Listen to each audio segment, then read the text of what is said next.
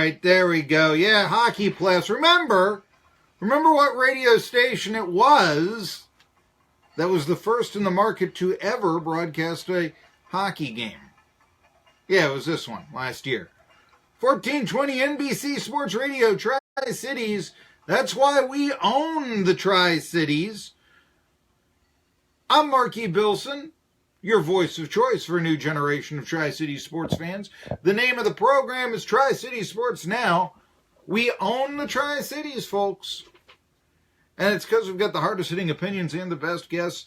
Today, I can't believe that this person has not made a radio appearance, at least to my knowledge, to date. And that's Doug Jones. He's coming on at 1 p.m., Jones, athletic director, but also the baseball coach for the last 20 years at Tusculum. Tusculum's in a tough year this year at 20-20. They've had 17 straight winning seasons down there at Pioneer Park. However, he also is the athletic director. So we're going to talk about him winning his 700th game last Sunday against Lenoir-Rhyne. Only 24 Division II baseball coaches have ever won 700 games. Not bad. Tonight, by the way, or I should say, well, we'll go into the night. I would imagine the game will last more than 2 hours if you want to say that 6 p.m. is the night. It's evening. But at 4 p.m., the Pioneers will be hosting Bluefield State down at Pioneer Park. So there you go, right there. I do want to talk, obviously, it's race week. I'm going to talk some NHL playoffs because I'm the only guy in the market that can. And frankly, it's a local playoff team in the Nashville Predators. Quasi-local, but local nevertheless. Nashville. They want us to root for the Titans here, right? Well, the Predators, same way. And as I've said many, many times, it's maybe race week, but I remember when we did a remote from the race last year, and we did a remote from BMS, regular 12-2 time slot, and I remember talking to a person, and I said, hey, come over here, wearing Predators gear. When you're hot, fans love a winner, and we're the only people here that know how to talk hockey. That's the thing. By the way, Alex Doherty of OnTheForecheck.com is going to join me tomorrow. And I've got a big show tomorrow.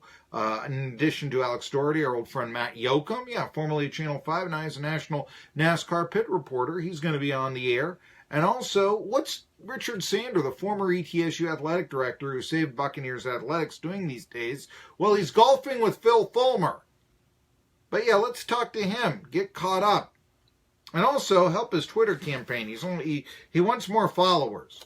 He's got 800 odd followers, going on 900, but Steve Forbes likes to talk about 12,000 followers. So there you are.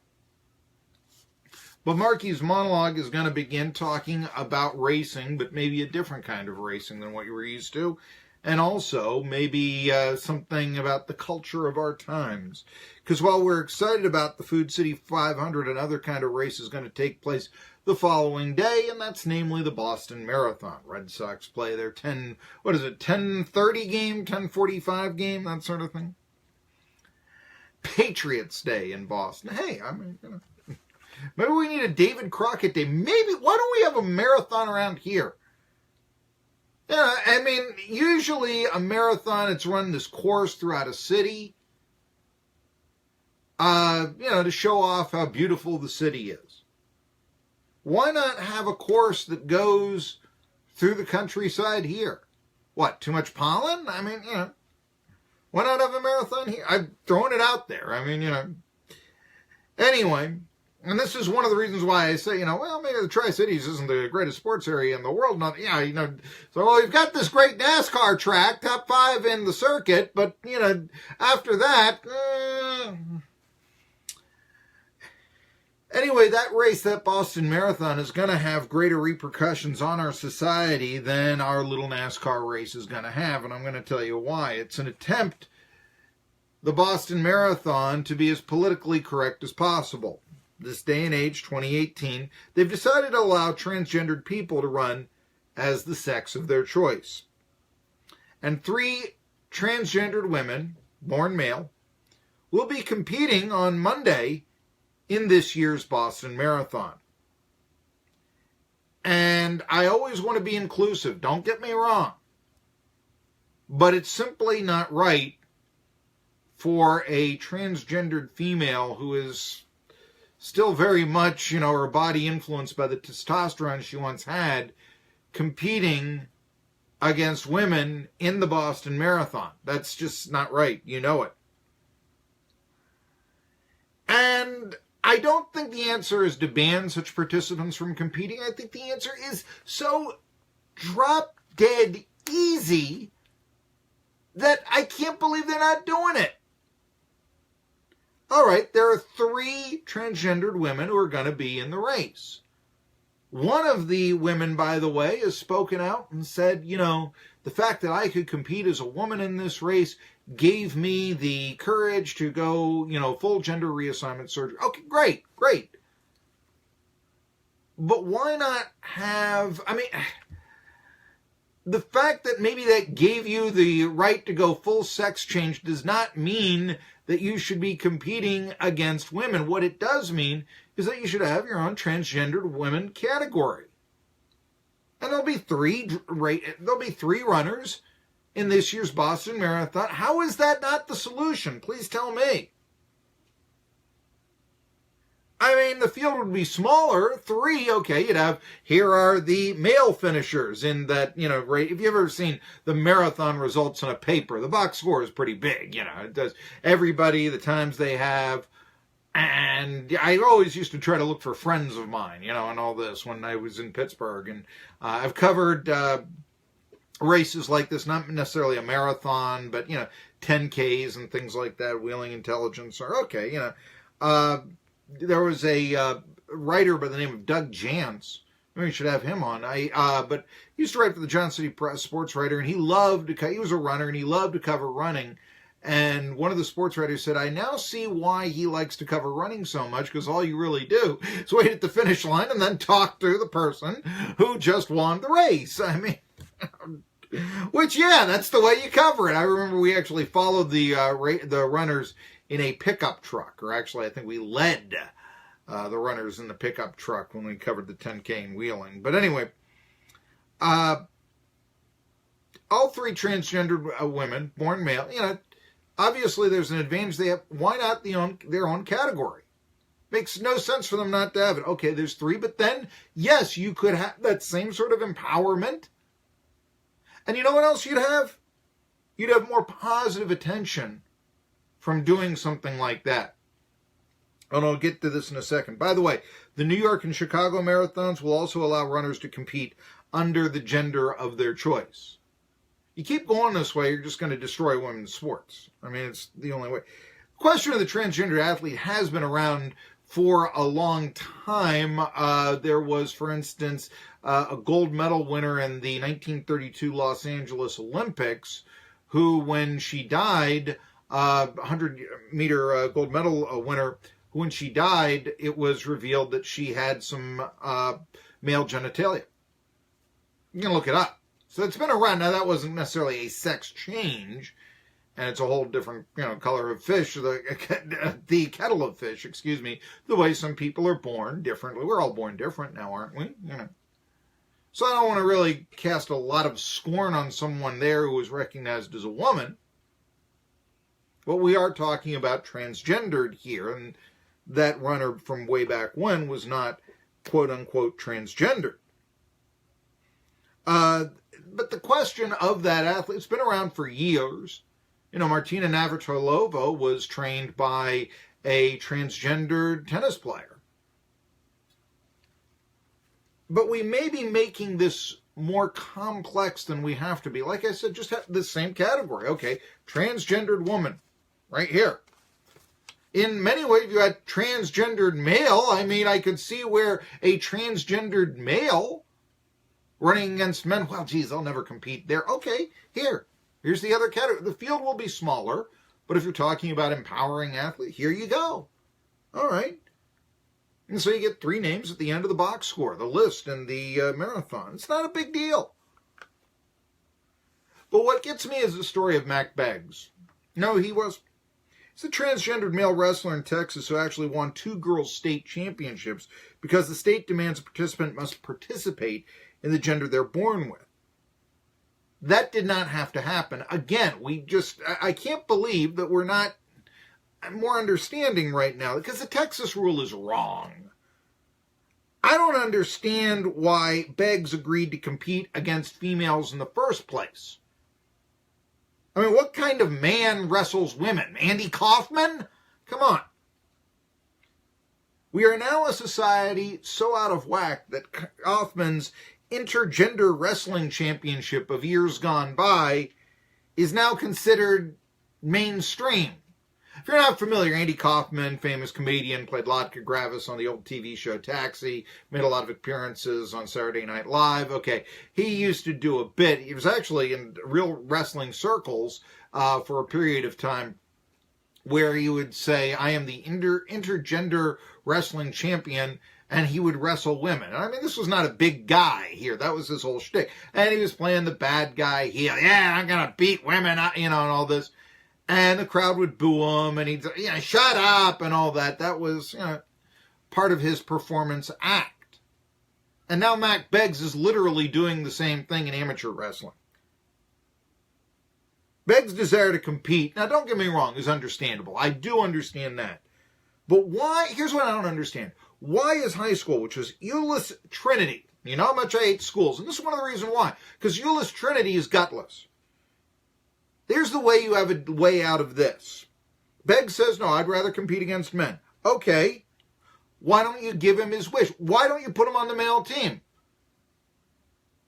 Would they be afraid that people would refuse to compete against a transgendered male?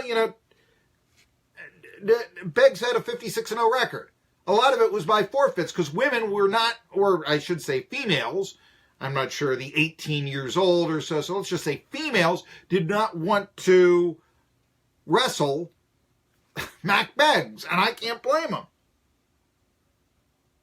So what, you're thinking men would not, or males would not want to? Are you afraid that Texas would not recognize such a competition? Well, I'll tell you what, you got to take some stands sometimes. The backlash from such a move of not recognizing the competition of Beggs, a transgendered male, competing against men and not women, would be so immediately backfire on the University Interscholastic League, which is Texas's version of the TSSAA, Tennessee Secondary School Athletic Association. They'd have to immediately reorganize, reconsider, and say, okay, Beggs, you wrestle. If that's what you want to do, wrestle with the men. And that's what everybody wants them to do. Or the males, as the case may be. So what we have is now the last 2 Texas 6A women's high school wrestling champions is a man, Mac Beggs.